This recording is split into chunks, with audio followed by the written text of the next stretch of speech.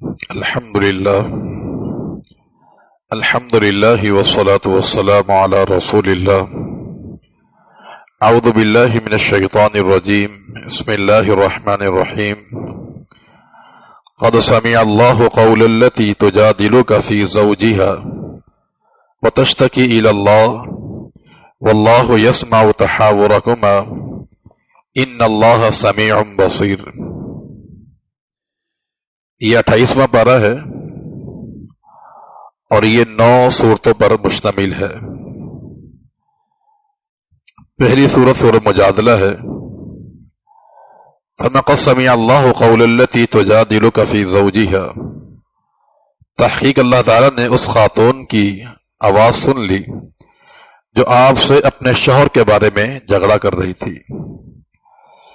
یہ اصل میں اس واقعے کی طرف اشارہ ہے کہ نبی کریم صلی اللہ علیہ وسلم کے صحابی اوس بن ثابت رضی اللہ تعالی عنہ نے اپنی بیوی خولہ رضی اللہ تعالی عنہا سے زہار کر لیا تھا کہ انت علیہ کا ظہر امی، کہ تم مجھ پر میری ماں کی طرح ہو۔ اگر خامد اپنی بیوی سے یہ جملہ کہہ دے کہ تم مجھ پر میری ماں کی طرح ہو، تو جس طرح ماں حرام ہوتی ہے تو اس طرح بیوی بھی حرام ہو جاتی تھی۔ تو ان کے شوہر نے انہیں یہ جملہ کہہ دیا۔ بعد میں یہ پریشان ہوئی کیونکہ یہ بوڑھی ہو چکی تھی، ان کے شوہر بوڑھے تھے اور بچے بھی تھے ان کے، تو ان کی زندگی ان کے سامنے اندھیر ہو گئی تھی۔ کیا میرا کیا بنے گا؟ شوہر میرا بوڑھا ہو چکا ہے اور بچے میرے چھوٹے چھوٹے ہیں، اگر میں انہیں شوہر کے حوالے کرتی ہوں تو ضائع ہو جائیں گے، اور اگر اپنے پاس رکھتی ہوں تو میں اس پوزیشن میں نہیں ہوں کہ ان کو پال سکوں میں۔ تو پھر یہ مسئلہ لے کے اللہ کے پیغمبر صلی اللہ علیہ وسلم کے پاس آئی تھی، تو اس وقت تک اس کے احکامات نازل نہیں ہوئے تھے۔ تو اس خاتون کے آنے کی وجہ سے اللہ تعالیٰ نے پھر احکامات اتار دیے تھے کہ کسی انسان کا اپنی بیوی کو یہ کہہ دینا کہ تو مجھ پر میری ماں کی طرح ہے، وہ حرام نہیں ہو جاتی۔ ماں وہ ہوتی جس نے پیدا کیا ہو۔ اس کے بعد پھر زہار کا کفارہ بیان کیا گیا کہ 2 مہینے مسلسل روزے رکھے جائیں، اگر یہ ممکن نہیں ہے 60 مسکینوں کو کھانا کھلایا جائے، اور 1 غلام آزاد کیا جائے۔ یہ 3 اس کے زہار کے کفارے بیان کیے گئے ہیں۔ اور یہ مسئلہ یاد رکھیں، زہار 2 طرح ہوتا ہے۔ اگر ایک انسان اپنی بیوی کو یہ کہہ دے تو مجھ پر ماں کی طرح ہے، ماں کی طرح کے 2 معنی ہیں۔ اگر تو اس کا معنی یہ کہ جیسے ماں مجھ پر حرام ہے تو تو بھی مجھے ماں کی طرح حرام ہے، یہ زہار ہے، اس پہ کفارہ ہوگا۔ اگر ایک انسان کی نیت یہ ہے کہ بیوی سے یہ کہہ دے کہ تو مجھ پر میری ماں کی طرح ہے بے حیثیت احترام میں، جس طرح میں اپنی ماں کا احترام کرتا ہوں، اس کی عزت کرتا ہوں، تو تم بھی میرے لیے اس طرح ماں کی طرح ہو، تو یہ زہار نہیں ہوگا، یہ اس پہ کفارہ نہیں آئے گا۔ اس کے آگے رب العالمین نے منافقین اور یہود کی تردید کی ہے۔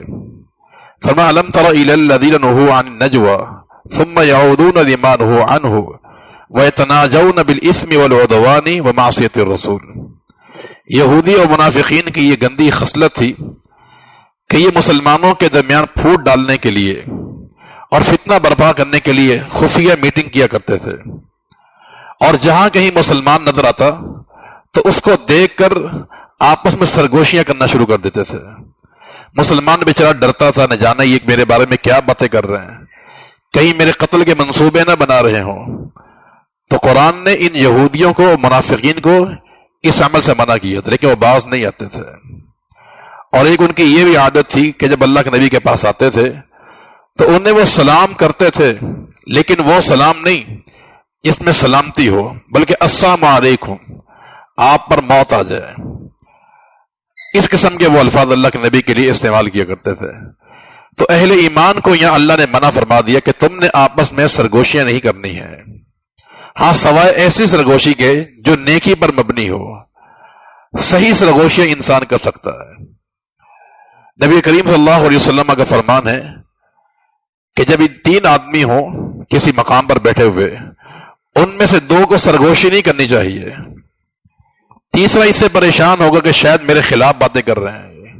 ہاں اگر 3 سے زیادہ ہیں، 4 ہیں، 5 ہیں، تو پھر 2 آدمی سرگوشی کر سکتے ہیں. یا پھر تیسرے کو بتا دیا جائے کہ ہماری ایک خاص بات ہے، آپ کے خلاف ہم نہیں بول رہے، یہ بھی جائز ہے. اور اس میں یہ بھی شامل ہے کہ اگر 3 آدمی ہیں، انہوں نے ایک کو الگ تو نہیں کیا، لیکن وہ اپنی زبان میں گفتگو کر رہے ہیں کہ جو زبان وہ سمجھتا نہیں ہے، یہ بھی منع ہے. یہ بھی اس سرگوشی ہے جسے اللہ کے نبی نے منع فرمایا ہے. اس کے بعد آداب مجلس بیان کیے گئے ہیں. یا ایھا الذین آمنوا اذا قیل لکم تفسحوا فی المجالس فافسحوا یفسح اللہ لکم. اہل ایمان کو سمجھایا جا رہا ہے کہ جب تم کسی مقام پر بیٹھو، کوئی بیان ہو، کوئی درس ہو، تمہیں جمع کیا جائے تو تفسحوا فی المجالس، کشادہ ہو کر بیٹھنا چاہیے. ایک دوسرے پہ انسان چڑھ نہ دوڑے. مجلس میں توسع. اور دوسری یہ خبر دی ہے کہ اگر دوران مجلس کوئی ایسا شخص آ جائے جو صاحب فضل ہے، صاحب علم ہے، یا آپ سے عمر میں وہ بڑا ہے، اس کو احترام کی جگہ اس لیے چھوڑ دی جائے. يَرْفَعِ اللَّهُ الَّذِينَ آمَنُوا مِنْكُمْ، اللہ نے اہل علم کو تمہیں مقام بخشا ہے. تو کوئی دوران مجلس کوئی ایسا بندہ آ جائے جو صاحب علم ہے، صاحب فضل ہے، اس کے لیے جگہ بنا دینی چاہیے. یہ انسان عمر میں تم سے بڑا ہے، اگر وہ کہیں آتا ہے جگہ نہ ہو تو آپ جگہ چھوڑ دیں، اسے وہاں بٹھا دیا جائے. یہ سارے آداب اسلام نے بیان فرمائے ہیں. اللہ نے اہل علم کو مقام عطا کیا ہے.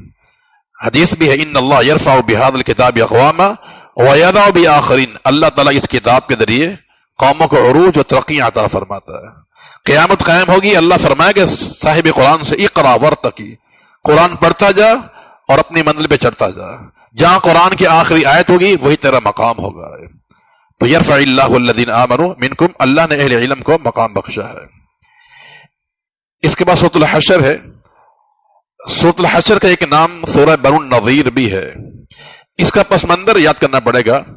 نبی کریم صلی اللہ علیہ وسلم کی مدینہ میں تشریف آوری سے قبل 3 یہودی قبائل آباد تھے، بنو النضیر، بنو قریظہ اور بنو قینقاع. ان میں جو بنو النضیر تھا یہ نبی کریم صلی اللہ علیہ وسلم سے بار بار عہد کرتا پھر توڑ دیتا تھا. کیونکہ جب آپ مدینہ منورہ آئے تھے تو آپ نے وہاں پر یہود سے معاہدہ کیا تھا کہ تم ہم سے لڑائی نہیں کرو گے، ہم تم سے نہیں لڑیں گے. اگر کوئی مدینہ منورہ پہ حملہ آور ہوگا باہر سے، سب مل کے دفاع کریں گے. یہ سارے عہد و میثاق ان کے ساتھ کیے گئے تھے. لیکن بنو النضیر اور بنو قینقاع انہوں نے ہر دفعہ معاہدہ توڑ دیا، حتیٰ کہ انہوں نے اللہ کے پیغمبر صلی اللہ علیہ وسلم کو جان سے مارنے کی کوشش بھی کی تھی. پتھر لے کے بٹھایا گیا تھا کچھ نوجوانوں کو کہ یہاں اللہ کے پیغمبر آ کے بیٹھیں گے، تم نے اوپر سے پتھر پھینک دینا ہے. وہ تو اللہ نے وحی کے ذریعے بتا دیے تو کہ وہاں نہیں بیٹھے. تو جب اس قسم کے انہوں نے وعدے توڑے تو اللہ العالمین نے پھر حکم دیا کہ ان کو مدینہ سے نکال دیا جائے. تو بنو قینقاع کو جلا وطن کیا گیا اور اس کے بعد بنو النضیر کو بھی وہاں سے جلا وطن کر دیا گیا تھا. لیکن بنو النضیر کو اپنے قلعوں پر بڑا مان تھا کہ ہمارے جو قلعے ہیں ہم اس میں چھپ جائیں گے، مسلمان ہمارا کچھ بگاڑ نہیں سکیں گے. اور مزید منافقین نے بھی ان کو شے دی تھی کہ تم پریشان نہیں ہونا، اگر مسلمان تمہیں یہاں سے نکالیں گے ہم تمہیں نکلنے نہیں دیں گے یہاں سے.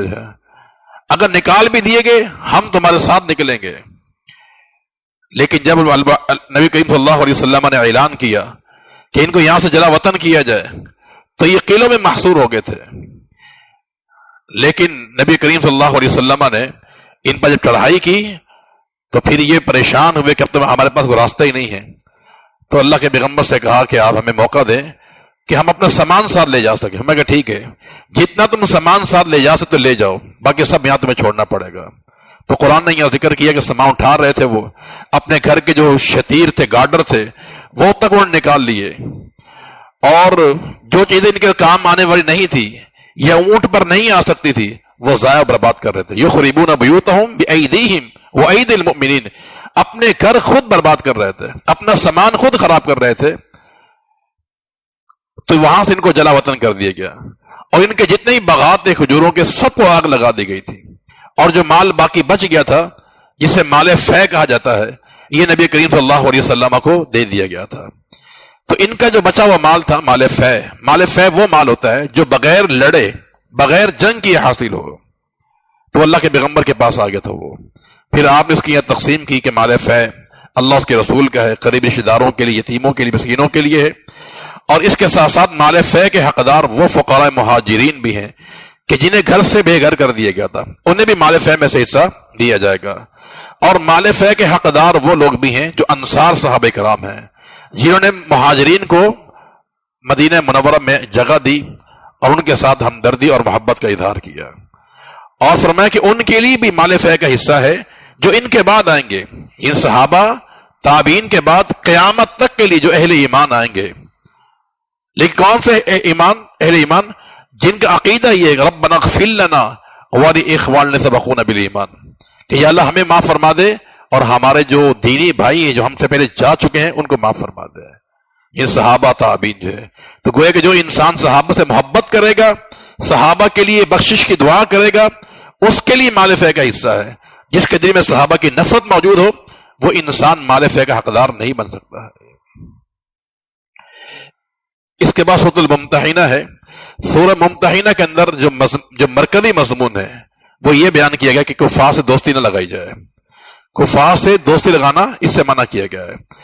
صحیح بخاری میں ایک واقعہ موجود ہے کہ نبی کریم صلی اللہ علیہ وسلم نے جب صلح حدیبیہ اور معاہدہ لکھا گیا تھا کفار کے ساتھ، تو کفار نے چند سالوں میں معاہدہ توڑ دیا تھا.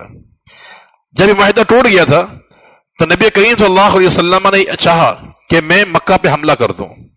اس کے لیے صحابہ کرام سے آپ نے میٹنگ کی اور خفیہ معاملہ رکھا. لیکن یہ معاملہ خفیہ رہا نہیں. ایک صحابی تھے حاطب بن ابی بلتہ رضی اللہ تعالیٰ عنہ، انہوں نے اللہ کے پیغمبر کا پورا پروگرام جو ہے نا وہ خط میں لکھ کر اہل مکہ کو روانہ کر دیا کہ تم پر حملہ ہونے والا ہے، یہ ہے وہ ہے. تو پوری وہ جو راز تھا اللہ کے پیغمبر کا وہ انہوں نے مکہ المکرمہ لکھ کے بھیج دیا. وجہ یہ تھی کہ یہ مدینہ رہتے تھے، ان کے گھر والے، ان کی فیملی مکہ المکرمہ میں تھے اور یہ قریشی نہیں تھے. یہ تو انہوں نے چاہا کہ اہل مکہ پر احسان کیا جائے تاکہ میرے خاندان والوں کی حفاظت کر سکے. اپنے بچوں کو بچانے کے لیے انہوں نے یہ کام کیا تھا. نبی کریم صلی اللہ علیہ وسلم کو وحی کے ذریعے خبر ہوئی کہ حاتم نے خط لکھ کے جو ہے اہل مکہ کو بھیجا ہے، جس میں پورا راز آپ کو کھول دیا گیا ہے. تو پھر رسول اللہ صلی اللہ علیہ وسلم 3 صحابہ کرام کو بھیجا تھا، علی رضی اللہ تعالی عنہ، مقداد اور زبیر بن عوام رضی اللہ تعالی عنہ، کہ تم جاؤ فلاں مقام پر، روضہ خاک کے مقام پر ایک خاتون سے ملاقات ہوگی، اس سے خط لے لینا. وہ خط اس سے بھی لے لیا گیا تھا. اس صحابی کو بلایا گیا تو کہا اللہ کے پیغمبر میں مرتد نہیں ہوا ہوں، میں مسلمان ہوں، بس اپنی اولاد اور فیملی کی محبت میں آ کے میں نے کام کیا ہے. تو قرآن ہے کہ لن تنفعکم ارحامکم ولا اولادکم یوم القیامہ، یہ اولاد کام آنے والی نہیں ہے، یہ تمہارے دشمن ہیں، ان کے تم نے حمایت نہیں کرنا ہے، ان سے برات کا اعلان کیا جائے.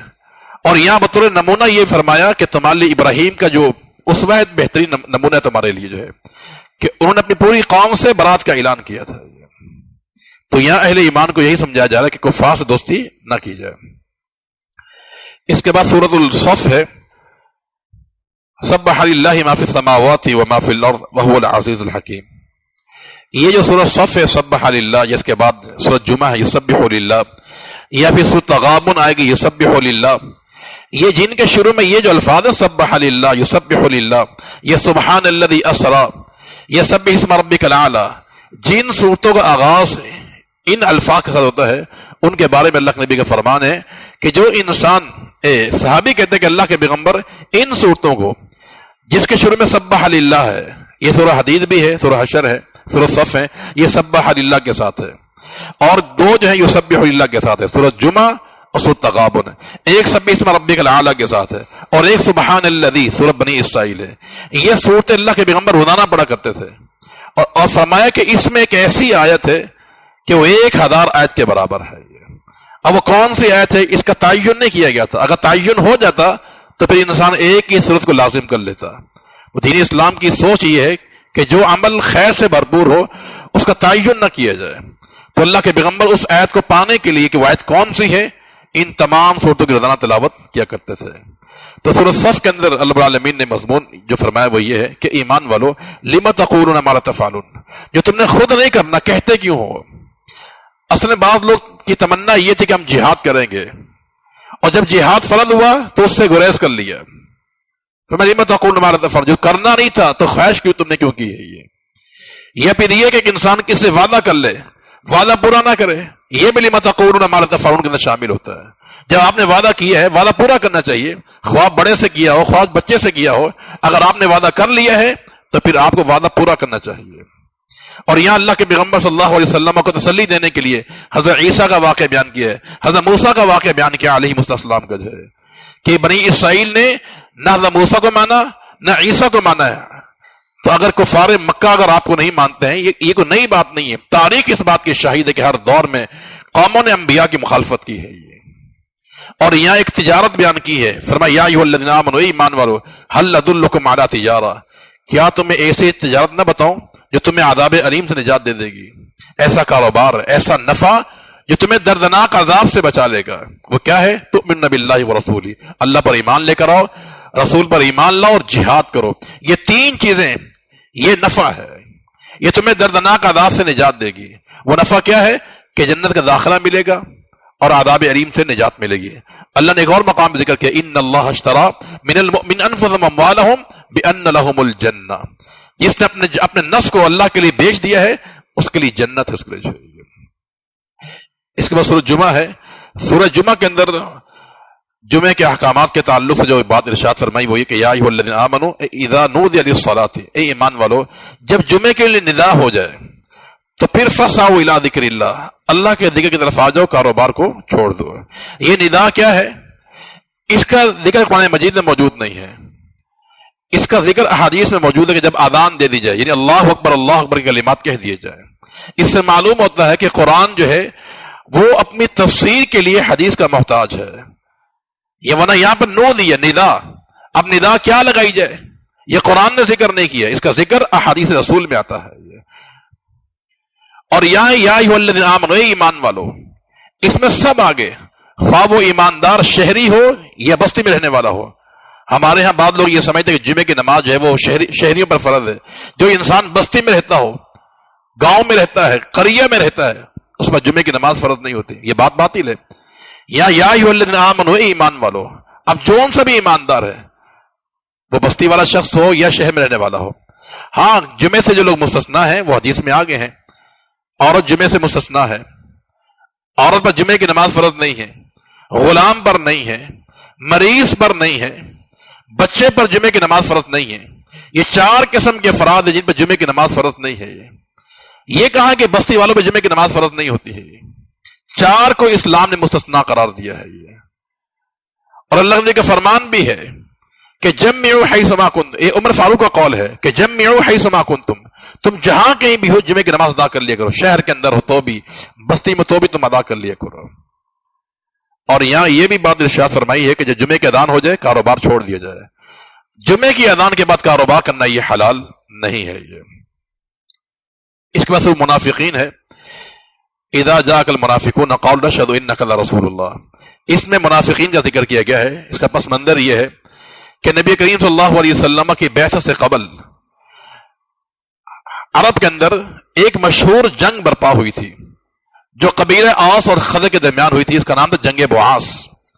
یہ اسلام سے قبل کی بات ہے، اللہ کے نبی کی بعثت سے قبل یہ جنگ برپا ہوئی تھی۔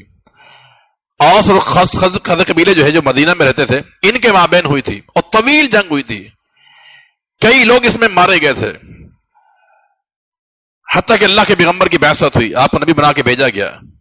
لیکن آپ کی بعثت جو کہ مکہ المکرمہ میں پیدا ہوئے تھے آپ، تو جب آپ کی مدینہ منورہ میں آمد ہوئی اس سے قبل جو ہے قبیلہ اوس اور خزرج نے آپس میں صلح صفائی کر لی تھی، کہا بہت جنگ ہو چکی ہے، ہمارے بہت سے بندے مارے گئے ہیں، اب ہمیں لڑنا نہیں چاہیے، یہ مسلمان نہیں تھے ابھی اس وقت تک، لہذا انہوں نے یہ آپس میں طے کیا کہ جنگ بندی ختم کی جائے اور کسی ایک کو سردار چن لیا جائے۔ تو سرداری کے لیے جس بندے کا انتخاب ہوا تھا وہ عبداللہ بن ابی منافق کا ہوا تھا۔ اس ٹائم تو منافق نہیں تھا، بال وہ عبداللہ بن ابی اس کا نام تھا، اس کا انتخاب ہوا تھا۔ لیکن حسن اتفاق ایسا ہوا کہ انہی دنوں چند مدینہ منورہ کے انصار جو ہیں وہ حج کے موقع پر اللہ کے نبی سے ان کی ملاقات ہو گئی اور انہوں نے اسلام قبول کر لیا۔ 6 بندے تھے مسلمان ہو گئے تھے، واپس گئے، اگلے سال کچھ اور لوگوں ساتھ لے کر آئے تو 72 بندے مسلمان ہو گئے۔ جب 72 بندے مسلمان ہوئے تو انہوں نے اللہ کے نبی کو کہا کہ آپ مدینہ منورہ آپ آ جائیں، ہم آپ کی مدد کریں گے، آپ کو حفاظت کریں گے۔ تو اللہ کے پیغمبر صلی اللہ علیہ وسلم پھر مدینہ منورہ ہجرت فرما کے چلے گئے تھے. جب آپ مدینہ پہنچے تو عبداللہ بن ابی کی جو تاج پوشی ہونی تھی، جو سرداری اس کو ملنی تھی، وہ خاک میں مل گئی. اللہ کے پیغمبر جب آگے مدینہ منورہ میں تو اس کے دل میں نہ پھر وہ ایک اسلام کے خلاف نفرت پیدا ہوئی. اس نے کھل کر مقابلے کے اسلام کی ٹکر لی اس نے جو ہے. لیکن جب اس نے جنگ بدر دیکھی کہ مسلمانوں کو عالمین نے فتح سے ہمکنار کیا ہے تو پھر اس نے اسلام قبول کر لیا، لیکن اسلام کا لبادہ اس نے اوڑا پھر ہے. ورنہ بدر سے پہلے یہ کھل کے مقابلہ کرتا تھا اللہ کے پیغمبر کا، اسلام کا جو ہے. لیکن جنگ بدر کے بعد اس کی کمر ٹوٹ گئی تھی. اس نے خفیہ اسلام قبول کر کے لبادہ اوڑھ کے اسلام کو جو ہے اسلام میں داخل ہوا، اور اللہ کے نبی کو بہت اس سے نقصان پہنچا ہے. اس میں یہاں ایک نقصان کا یہاں ذکر کیا گیا ہے کہ اس نے اللہ کے پیغمبر کے بارے میں کہا تھا کہ لَيُخْرِجَنَّ الْأَعَزُّ مِنَّ الْأَذَلَّ، کہ ہم مدینہ سے نکال دیں گے ان کو جو ذلیل ہیں. ہم عزت دار ہیں، اللہ کے نبی ذلیل ہیں. اتنی بڑی اس نے یہ خباثت کا اظہار کیا تھا. جب اس بات کا علم اللہ کے نبی کو ہوا، آپ نے اس کے بیٹے کو بلایا تھا، بیٹا مسلمان تھا، کہا کہ تمہارے باپ نے یہ الفاظ ادا کیے ہیں. تو بیٹے نے کہا اللہ کے پیغمبر پورا مدینہ جانتا ہے جتنی میں اپنے باپ کی عزت کرتا ہوں کوئی اتنی عزت نہیں کرتا ہوگا. میں نے آج تک اپنے باپ سے نگاہ اٹھا کے بات کرنے کی جرت نہیں کی ہے. تو اللہ کے پیغمبر نے کہا پھر کرنا کیا ہے؟ فرمایا کہ اما فی کا، اگر مسئلہ آپ کا آئے گا، آپ کی حرمت کا، آپ کے ناموس کا، اگر آپ نے میرے باپ کو مارنے کا فیصلہ کر لیا ہے، اس کا حکم مجھے دینا. پھر یہ ایمان کی بات ہے. ٹھیک ہے میرے باپ سے بڑی محبت ہے، لیکن اگر آپ کا مسئلہ آئے گا، آپ کی حرمت اور آپ کی عزت کی بات آئے گی تو میں اپنے باپ کو قتل کر دوں گا. یہ اس کا جذبہ ایمانی تھا. اس میں سورۃ تغابن ہے، اس کے بعد سورۃ طلاق ہے. سورۃ طلاق میں ہمیں کہ یا ایھا النبی اذا طلقتم النساء فطلقوهن لعدتهن. اگرچہ خطاب اللہ کے نبی کو ہے لیکن مراد پوری اس سے امت ہے کہ جب بھی عورت کو طلاق دینی ہو تو طلاق عدت میں دی جائے. عدت میں دینے کا معنی یہ ہے کہ حالت طہر میں طلاق دی جائے، اور وہ حالت طہر کہ جب شوہر نے بیوی سے تعلق قائم نہ کیا ہو. یعنی بیوی ایام آ جائیں، حیض سے فارغ ہونے کے بعد جب وہ طہر کی حالت میں آ جائے، غسل کر لے اور شوہر اس سے صحبت کیے بغیر پھر طلاق دے. یہ ہے فطلقوهن لعدتهن، کیونکہ عدت کا شمار طہر کے اندر ہوتا ہے. یہ تو حالت حیض کے اندر انسان طلاق نہ دے، یا پھر ایسے طہر میں طلاق نہ دے جس میں سے بیوی سے صحبت کر لی ہو. یہ الگ بات ہے کہ وہ واقع ہو، وہ بھی جائیں گی. حیض کی حالت میں دی جائے یا ایسی طہر میں دیا جائے جس میں انسان بیوی سے تعلق قائم کرتا ہے، طلاق واقع تب بھی ہو جائے گی. لیکن حکم یہ ہے کہ انسان بیوی کو طہر کی حالت میں طلاق دے. وہ یہ اس کی طلاق کی عدت ہوتی ہے. یہ اور یہاں ایک بہترین بات یہ بیان کی ہے کہ لا تخرجوهن من بیوتهن، کہ جب کسی خاتون کو طلاق ہو جائے، طلاق رجعی ہو، ایک طلاق دی ہو، تو اسے گھر سے باہر نہیں نکلنا چاہیے، شوہر کے گھر سے نہ شوہر اس کو نکالے. ان کو آپس میں قریب رہنا چاہیے. فرمایا اس لیے کہ لعل اللہ یحدث بعد ذلک امرا، اور قریب رہیں گے دونوں، ایک ہی کمرے کے اندر رہیں گے تو شاید دیکھا دیکھی بچوں کی محبت غالب آ جائے، دونوں آپس میں رجوع بھی کر سکتے ہیں. کاش مسلمان یہ اصول اپنا لیں، لیکن ہمارے ایسا ہوتا نہیں ہے. بیٹی کو طلاق ہو جائے تو یا شوہر نکال دیتا ہے یا پھر لڑکی کے ماں باپ، بھائی، باپ آ جاتا ہے لینے کے لیے اس کو چاہیے. حالانکہ طلاق رجعی ہوئی ہے، وہ اس کی بیوی بھی ختم نہیں ہوئی ہے. تو قرآن نے یہ اصول بیان کیے جب طلاق ہو جائے اسے گھر سے نکالا نہ جائے، اس کو قریب رہے بیوی شوہر کے، جو ہے شاید جو ہے دل میں امن و محبت پیدا ہو جائے اور وہ شوہر سے رجوع کر سکتا ہے. اور یہاں ایک بات اور بھی ارشاد فرمائی ہے کہ اگر تم نے طلاق دینی ہو یا رجوع کرنا ہو تو واشہدوا ذوی عدل منکم، دو گواہ بنا لینے چاہیے، دو عادل گواہ جو ہے وہ مقرر کرنے چاہیے، طلاق دیتے وقت بھی اور رجوع کرتے وقت بھی. اس کا فائدہ ہوگا. اگر یہ نہ کیے اس کا نقصان بھی ہوتا ہے.